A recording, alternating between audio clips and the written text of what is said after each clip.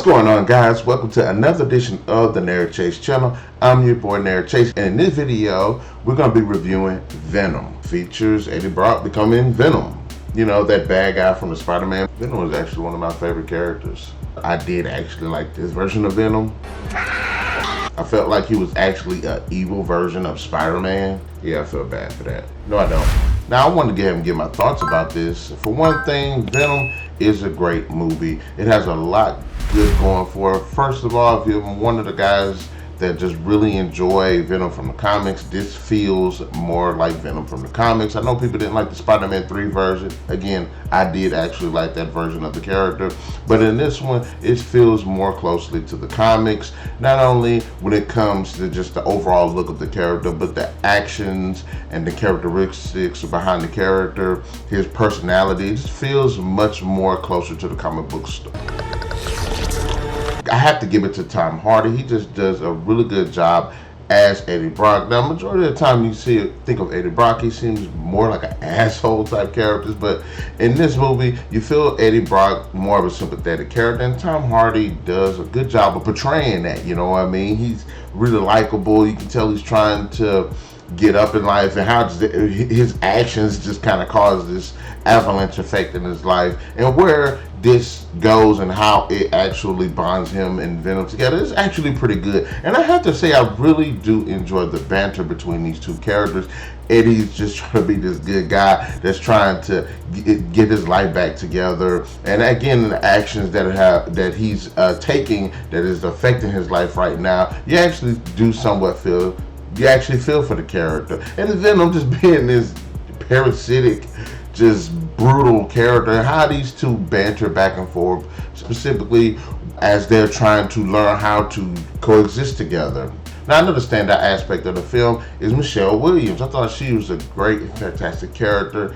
She does a really good performance, and I love the back and forth between her and Tom Hardy. They have really good chemistry, and despite what their characters do and what they're going through throughout the film, you actually like these two. And I actually felt a bit of chemistry, not only between Hardy and Williams, but actually between their two characters. And I was actually somewhat rooting for them. You could definitely tell that they care about each other. The villain of the film just pretty much fucking sucked. He is just this generic ass dude that just came out of freaking nowhere. Now, I'm not sure if his character is actually in the comics. There is another symbiote that does pop up in the film, and that's definitely from the comics. And that symbiote was actually pretty cool.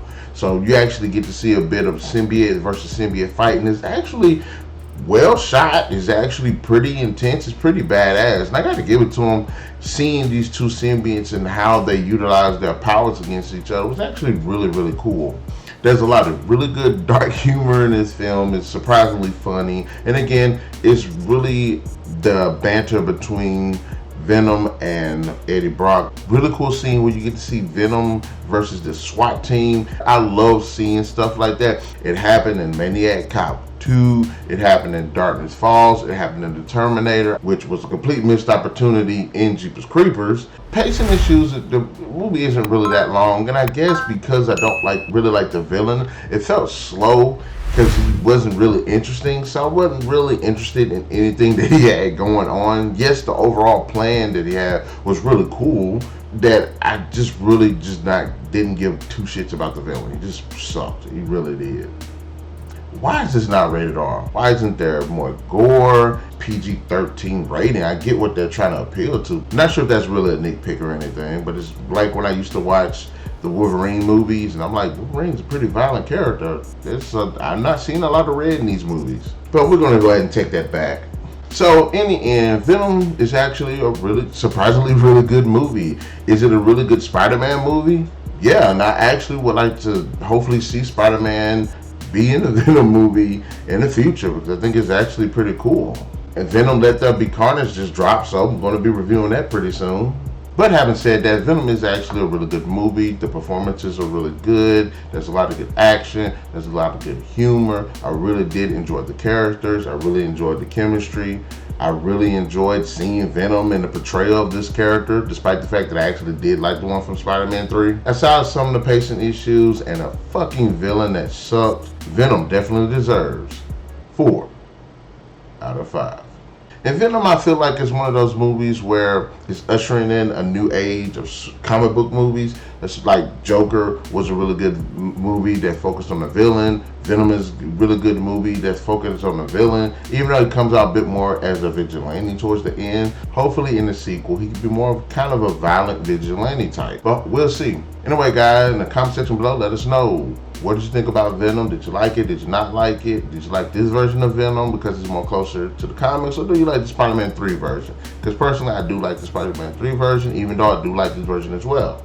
Be sure to hit that like, share, subscribe, and that notification button to get the best of what we got going on the channel. And we'll definitely catch you guys later.